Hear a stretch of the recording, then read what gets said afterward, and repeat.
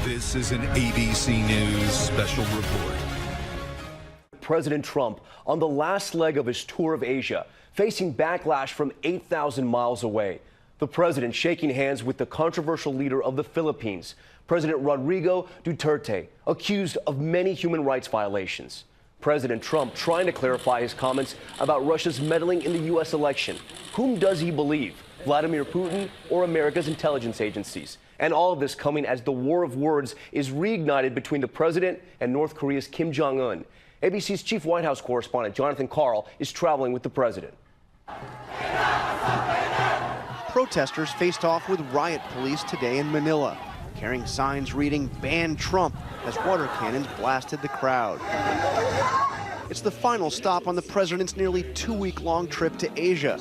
At a gala dinner, he toasted the Philippines' hardline president Rodrigo Duterte.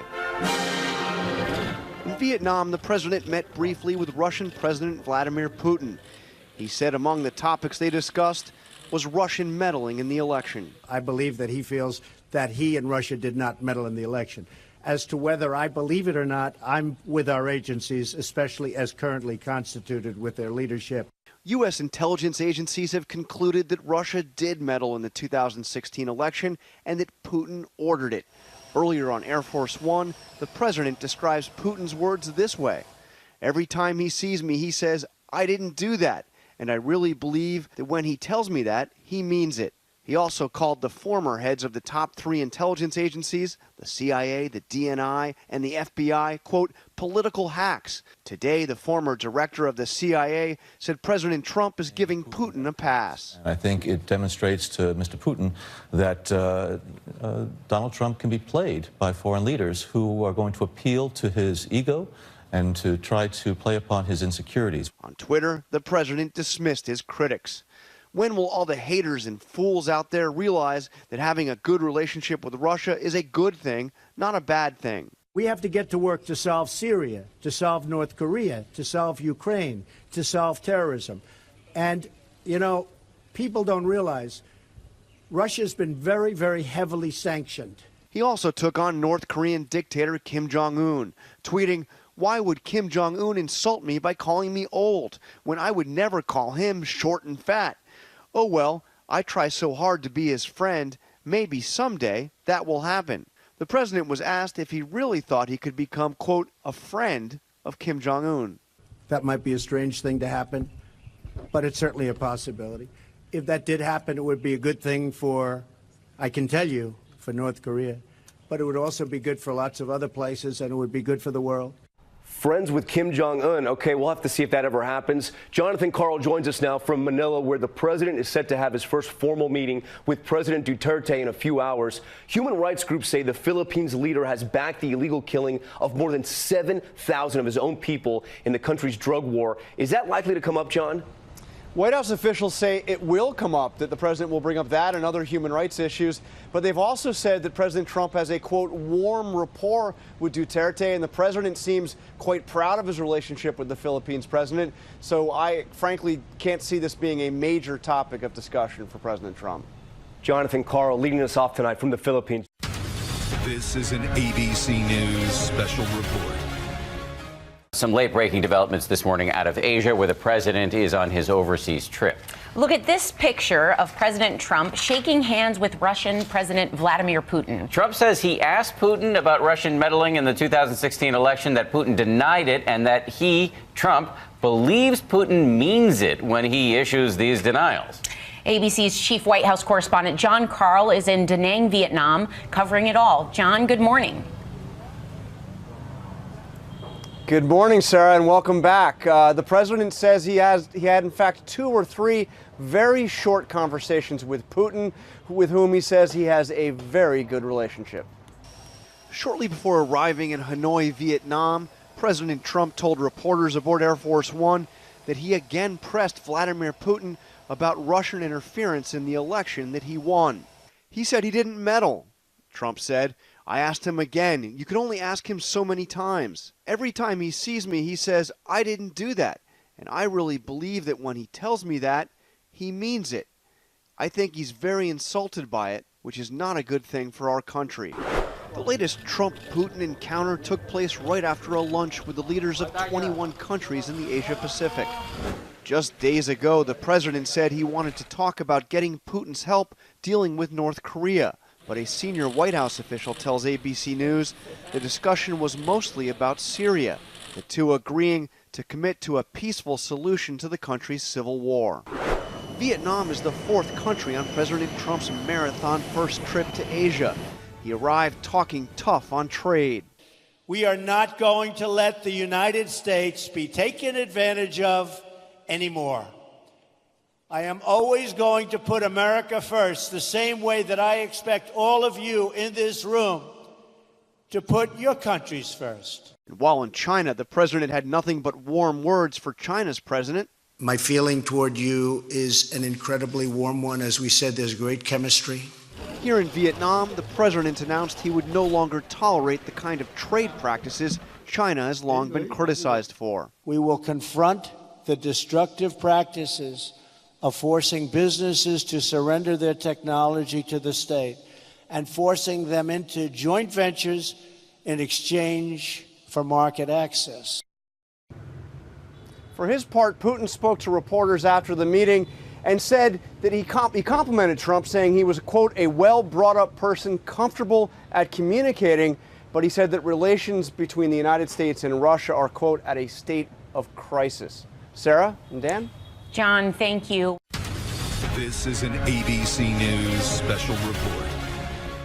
Back now with the roundtable, and Mary, I'm going to start with you and all of you. Kind of a lightning round here, but Tuesday's elections. I want your take on Tuesday's election. Was it a referendum on Donald Trump, or was it a compelling message from the Democrats? This was absolutely about Donald Trump. There's no mistaking it, especially in Virginia. When you look at the breakdown here, 1 in 3 voters in Virginia came out saying they were casting a ballot to protest the president. The Republican Ed Gillespie tried to have it both ways. He tried to appeal to the establishment. He tried to embrace Trumpism, and it backfired. But for Democrats who right now are gleeful and celebrating, looking for that anti-Trump wave, they should be cautiously optimistic. They are still going to have to give voters something to vote for. Just counting on voters coming out against Trump may not work everywhere, especially in states that aren't as left-leaning as Virginia. Pretty much on the money. Donald Trump has made the Democratic Party great again.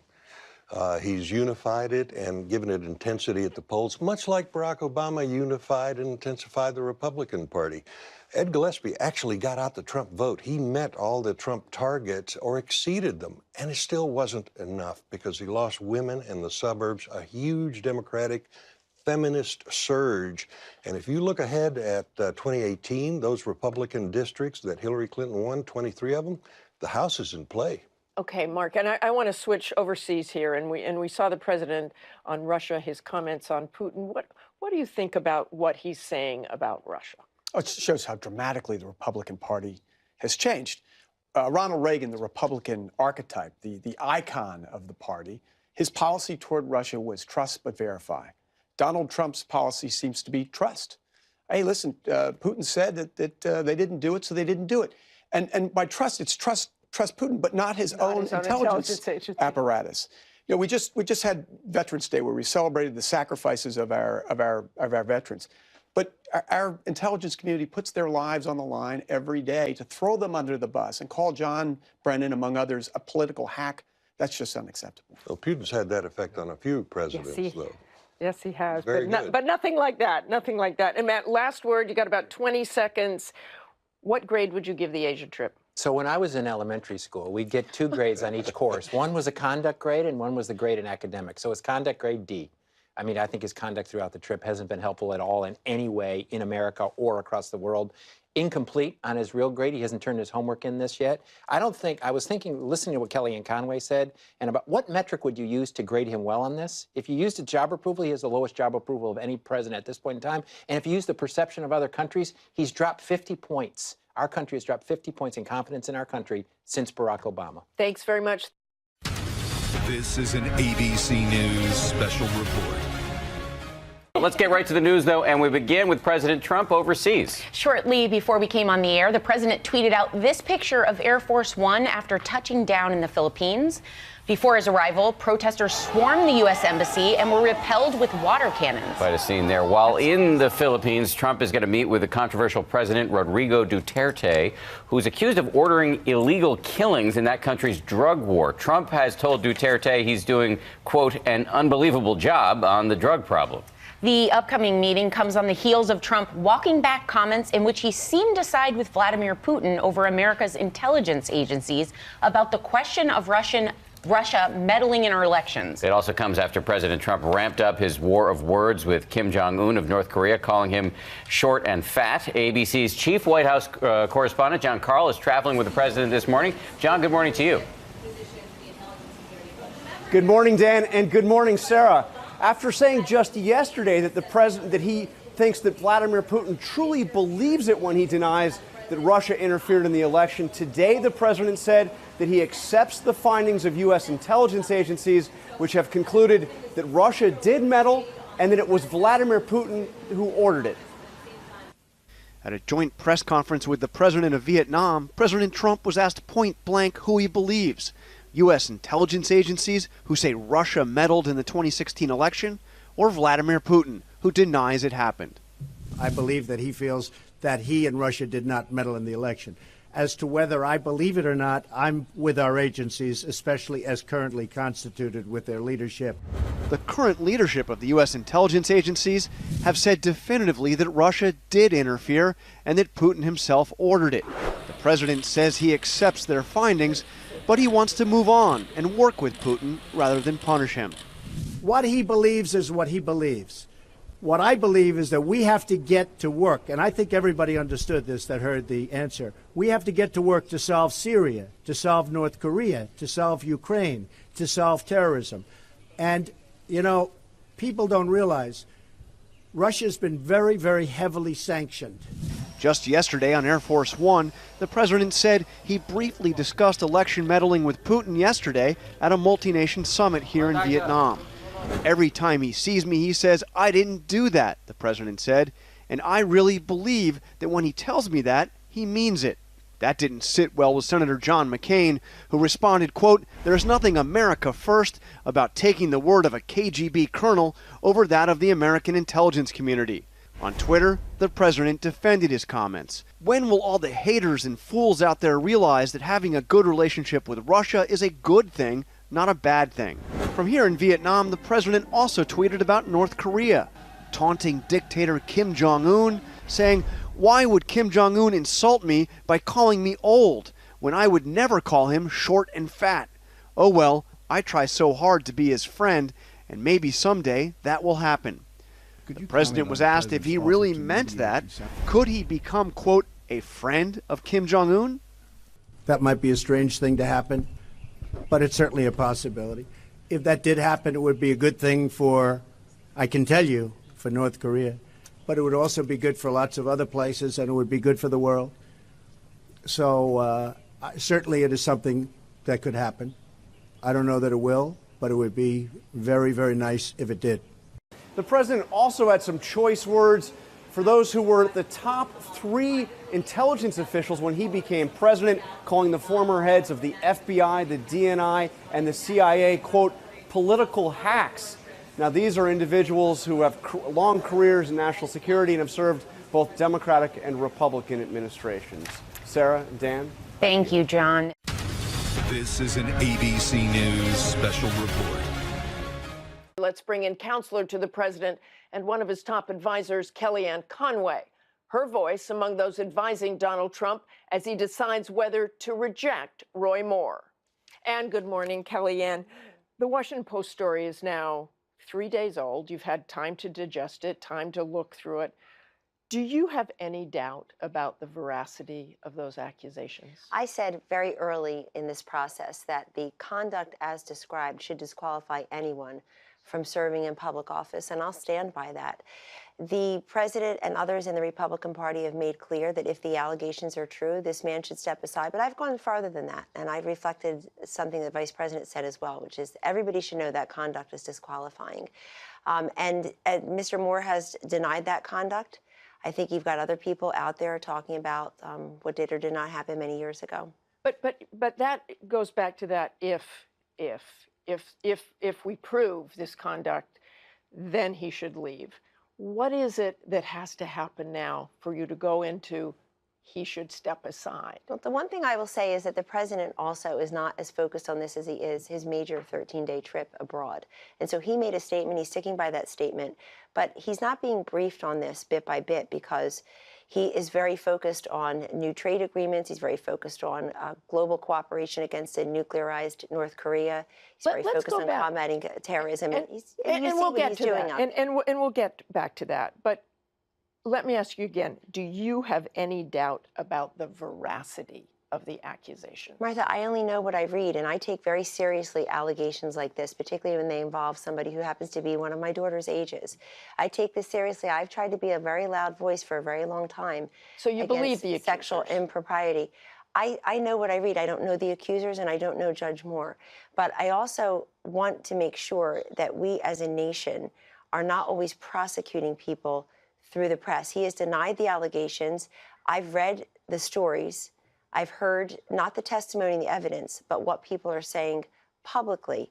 And I think that what we've all said stands. I came out I was probably the first person in the administration to come out because I happened to be interviewed on a different network about a different topic, tax cuts. And I said, this conduct should be disqualifying. I mean, I look around and I say, is this the best we can do? But we're still, I mean, Roy Moore says that, too, that conduct like that should be disqualifying. He's just saying he didn't do it. So what's the standard of proof here? It's one thing to say this is terrible conduct. It is terrible conduct. I'm not sure anyone would disagree with you. But the question is, and you are an advisor to the president, you have been following this. What is your standard of proof here? I mean, you either believe the women or you don't. And this isn't a trial.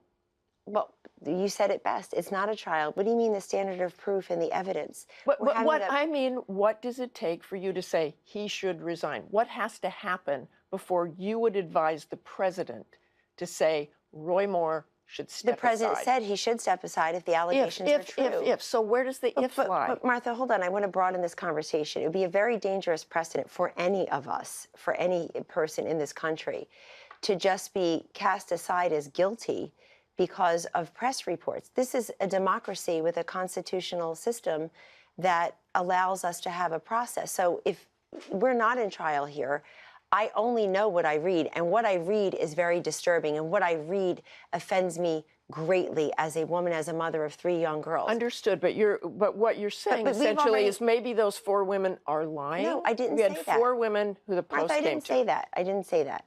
Okay, I didn't say that. But I also know that credibility has not been imbued on other people when they've tried to raise issues like this based on their political affiliations and based on who they work for.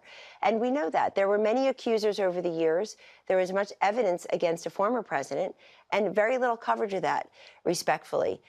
The fact is that on this particular issue, we need to have a serious conversation. But on this one, you're talking about decades-long conduct, allegations in the press. And we already in this conversation have probably spent more time talking about Roy Moore and this than we've talked about a Democratic United States senator who's sitting in a federal courthouse as a criminal defendant in a trial, has been indicted on some serious criminal counts, and we can't get any coverage on it. And we will be talking about that. I want to be very explicit here. I denounce that conduct.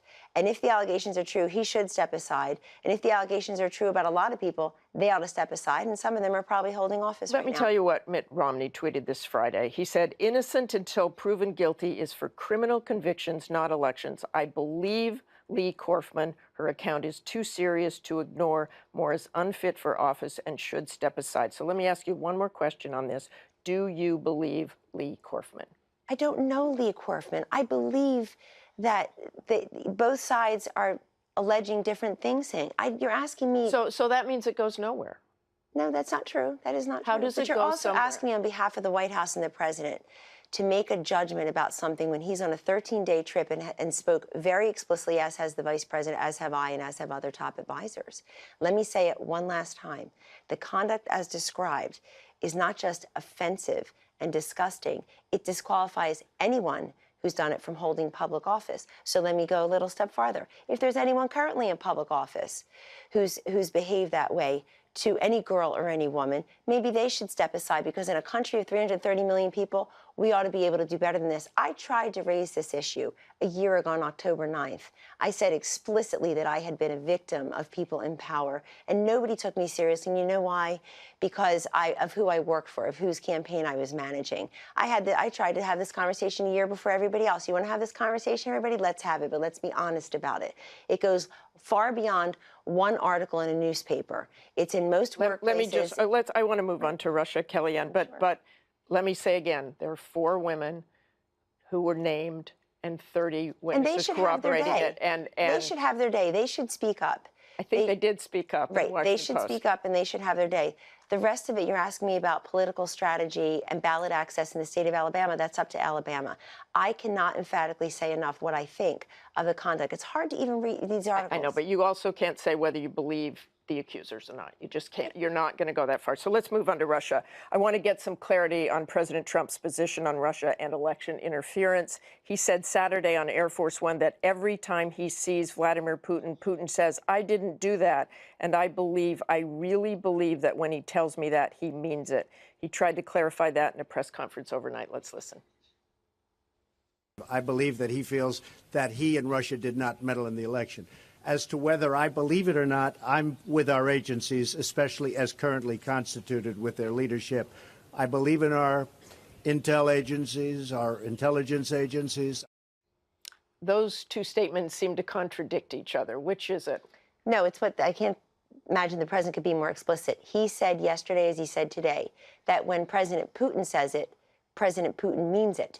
He means that they didn't interfere in the election. What the president said so is he that thinks he's just delusional, President Putin? No, he didn't use that word. He said that President Putin believes it. What the president believes is what's most important here. He believes the assessment of the intelligence communities, and he stands by that. He's very respectful of that. Director Pompeo of the CIA said the same thing.